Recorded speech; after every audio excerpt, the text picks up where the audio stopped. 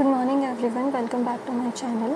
सो आज हम ट्रिग्नोमेट्री का एक्सरसाइज का फर्स्ट क्वेश्चन आज हम करने जा रहे हैं। हमने इंट्रोडक्शन जो है प्रीवियस क्लास में ऑलरेडी पढ़ लिया था, फिर भी हम एक बार क्विक रिवीजन कर लेते हैं। हमें ट्रिग्नोमेट्री पढ़ रहे हैं, मतलब हम एक ट्रायंगल की तीनों साइड का मेजरमेंट करते हैं। सो यहाँ पे जैसा आप देख सकते हैं क्वेश्चन है, in triangle A B C right angle है बी पे A B equal to 24 centimetre और बी सी 7 सेंटीमीटर है। तो आपको sine A and cos A निकालना है, साइन सी और कॉस सी आपको निकालना है। तो यहाँ पे सबसे पहले आपको एक राइट एंगल ट्रायंगल बनाना है, और यहाँ पे ऑलरेडी क्वेश्चन में दिया हुआ है कि राइट एंगल ट्रायंगल आपको बी पे बनाना है। सो आप ए और सी अपने अकॉर्डिंग यहाँ पे रख सकते हैं। तो ये राइट एंगल बी पर हो चुका। अब ए बी का मेजरमेंट दिया है 24 सेंटीमीटर और बी सी का मेजरमेंट दिया है 7 सेंटीमीटर। सो आगे बढ़ने से पहले सबसे पहले हम यहाँ पे पाइथागोरस थ्योरम से यहाँ पे जो हाइपोटेन्यूस है, जो गिवन नहीं है, वो हम यहाँ पे निकाल लेते हैं।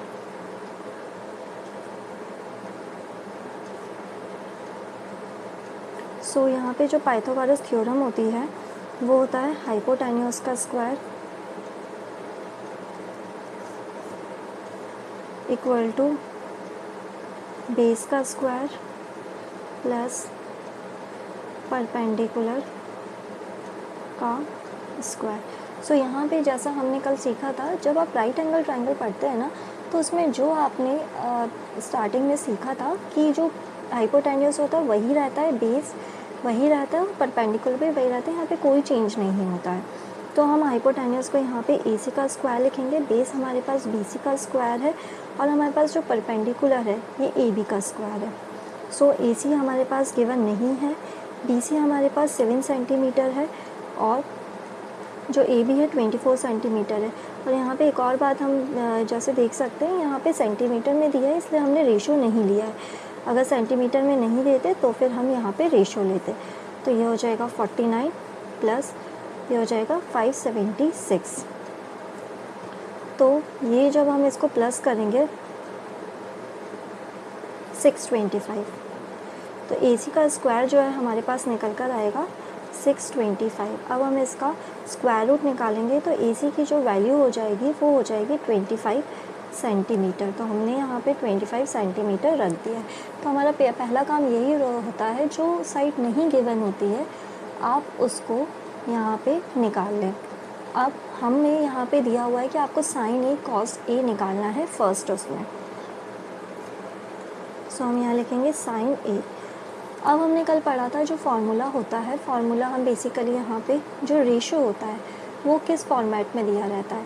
तो यहाँ पर होता है कॉमन, हम जब हम पढ़ते हैं तो साइन कॉस और टैन, यहाँ पे एक्यूट एंगल रहते हैं, तो हम ऐसे पढ़ते हैं पंडित बद्री प्रसाद हर हर बोले। सो हम इस तरीके से पढ़ते हैं। तो साइन क्या हमारे पास जो रेशो आया है वो होता है P/H। अब हमने कल एक और बात सीखी थी, यहाँ पे जब साइन के जो साइड में ए लिखा हुआ है तो आपको आपके डायग्राम में ए आपको सबसे पहले ए पे आपको अपना पेन रखना है, उसके बाद यहाँ से सीधी जो लाइन जा रही है 90 डिग्री को टच करते हुए वो आपके पास आपका बेस होगा। तो ए बी आपके पास इस केस में बेस हो गया। और फिर हाइपोटेन्यूस कभी भी चेंज नहीं होती है, हाइपोटेन्यूस वैसे ही रहती है। आपको एक बात हमेशा ध्यान रखनी है, जब आप पाइथागोरस थ्योरम लगाते हैं ना, पीजीटी लगाते हैं, तो वहाँ पे जो आपने बचपन से हाइपोटेन्यूस लिखा है, बेस लिखा है, परपेंडिकुलर लिखा है, वही एज इट इज़ रहता है। लेकिन जब आप ट्रिग्नोमेट्रिक रेशियोज़ में जाते हैं, साइन कॉस टैन, जब आप इस फॉर्मेट में जाते हैं तो यहाँ पे आपके जो बेस और परपेंडिकुलर है वो चेंज हो जाते हैं। वो देखते कैसे, वो ये जो एंगल होता है एक्यूट एंगल, इसके रिस्पेक्ट में देखा जाता है। जैसे ये एक्यूट एंगल ए है, इससे बिल्कुल आप सीधी लाइन ऐसे लेके जाइए, तो यहाँ पे जो 90 डिग्री को टच कर रही है तो वो आपके पास बेस होता है, और ऑटोमेटिकली इस केस में परपेंडिकुलर जो है BC हो जाएगा और हाइपोटेन्यूस ये है।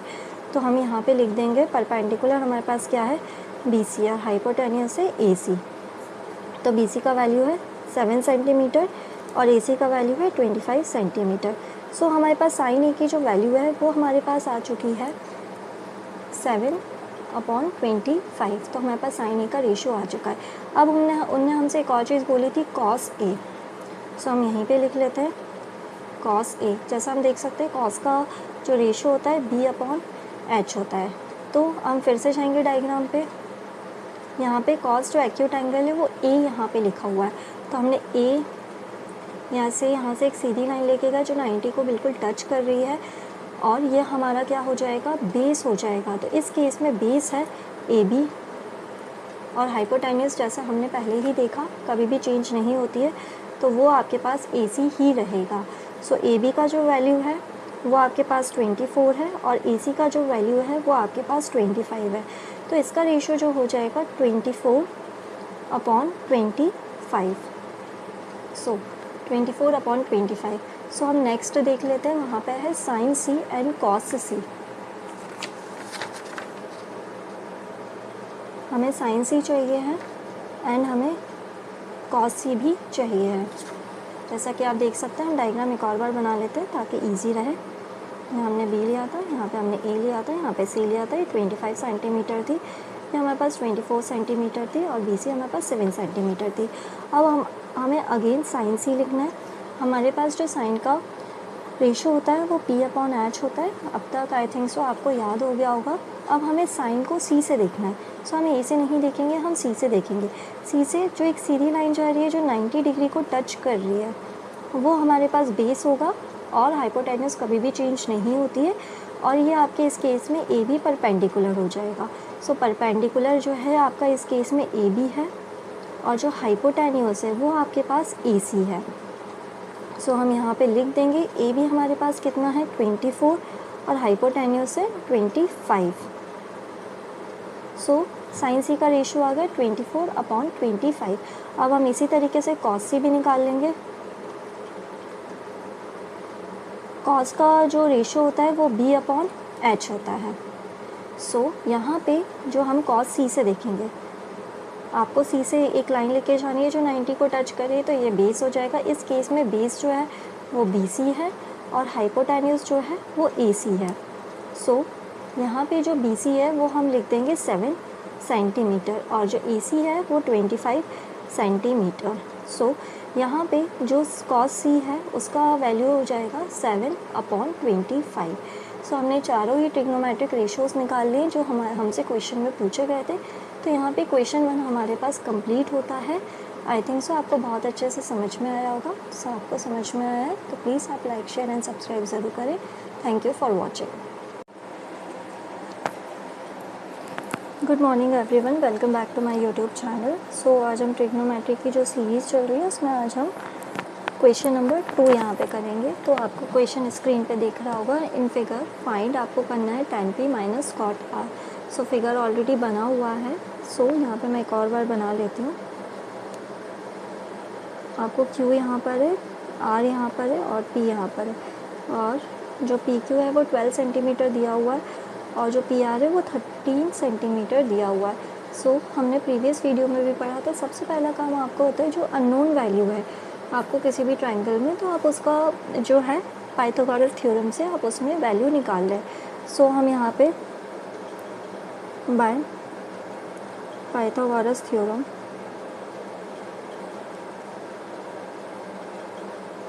थ्योरम लगाएंगे। जो हमारे पास हाइपोटेन्यूस का स्क्वायर होता है इक्वल टू बेस का स्क्वायर प्लस परपेंडिकुलर का स्क्वायर।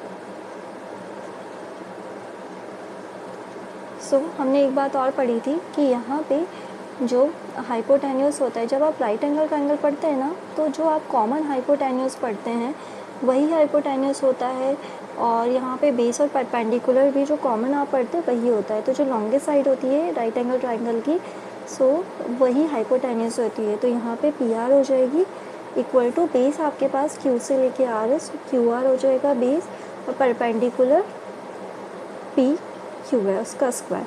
सो PR का वैल्यू आपके पास 13 दिया हुआ है।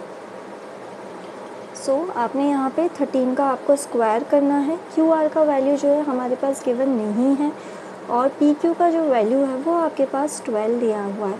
सो 13 का स्क्वायर विल बी 169 आप यहाँ पे लिखेंगे, और फिर QR आप एज इट इज़ लिखेंगे। 12 का स्क्वायर होता है 144।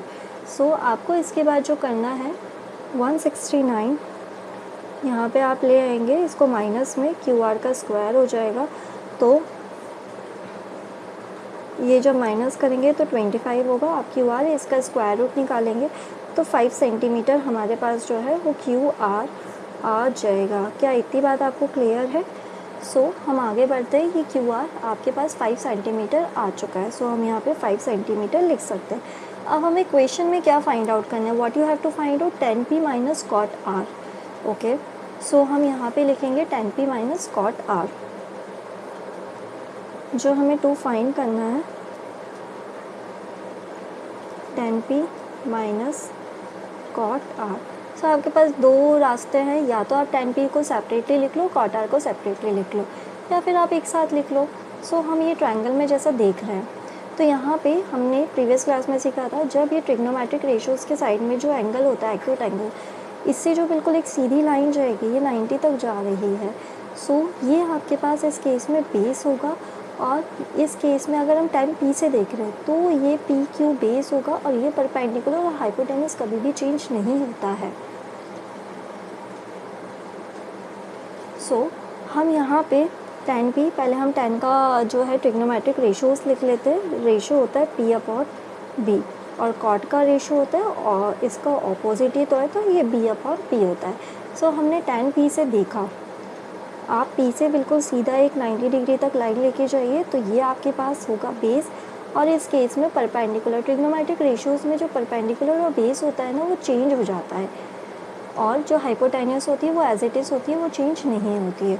सो हमने यहाँ पे परपेंडिकुलर हमारे पास क्यू आर है, और जो बेस है वो पी क्यू है। सेम हम यहाँ पे कॉट आर से देखेंगे, तो हमने आर के ऊपर एक अपना पॉइंट रखा। अब यहाँ से सीधा हम एक लाइन लेके गए जो 90 डिग्री को टच कर रही है। सो ये हमारे पास बेस हो जाएगा, और हमारे पास जो परपेंडिकुलर है, हाइपोटेन्यूस कभी भी चेंज नहीं होता है, तो हमारे पास बेस क्या हुआ? क्यू आर और पी क्यू।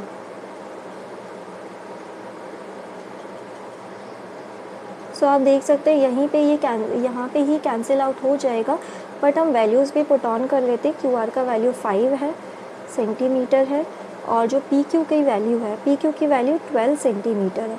माइनस करेंगे, क्यू आर की वैल्यू अगेन 5 है, और पी क्यू की वैल्यू अगेन 12 सेंटीमीटर है, तो आंसर विल बी 0। सो हमारे पास इसका आंसर जो है वो 0 आ जाएगा। तो आपको अगर मेरा वीडियो अच्छा लगा हो तो please like, share and subscribe ज़रूर करें। Thank you for watching.